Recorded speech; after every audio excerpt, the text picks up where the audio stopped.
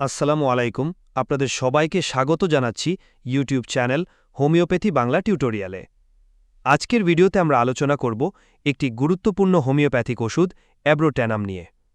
ভিডিওর দ্বিতীয় পর্বে থাকছে অ্যাব্রোট্যানাম রোগী কিভাবে চিনব। অ্যাব্রোট্যানাম রোগী অসুস্থ হওয়ার কারণ। এসব রোগীর হঠাৎ ডায়রিয়া বন্ধ হলে বা শরীর থেকে অন্য কোনো তরল পদার্থ বের হওয়া বন্ধ হলে, খাবার ঠিকমতো হজম না হলে, পুষ্টিকর খাদ্য শরীরে কাজে না লাগা ইত্যাদি।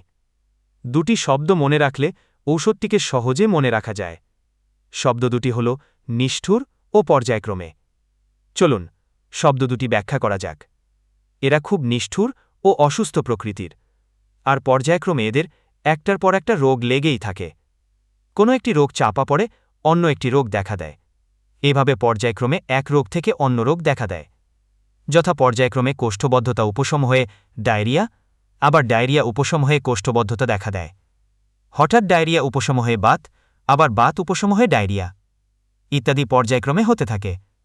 কোষ্ঠবদ্ধ হলে রোগ বৃদ্ধি হয়, কিন্তু মল তরল হলে রোগ উপশম হয়। পর্যায়ক্রমে এমন হলে যে কোনো রোগে অ্যাব্রোটেনাম দারুণ কাজ করে। তাহলে অ্যাব্রোটেনাম হোমিওপ্যাথিক ওষুধ আমরা চিনে নিলাম। আশা করি বিষয়টি আপনাদের উপকারে আসবে। ভিডিওটা ভালো লাগলে অবশ্যই লাইক দিন, কমেন্টে আপনার মতামত জানাতে ভুলবেন না। আর নতুন ভিডিও পাওয়ার জন্য চ্যানেলটি সাবস্ক্রাইব করে পাশে থাকুন।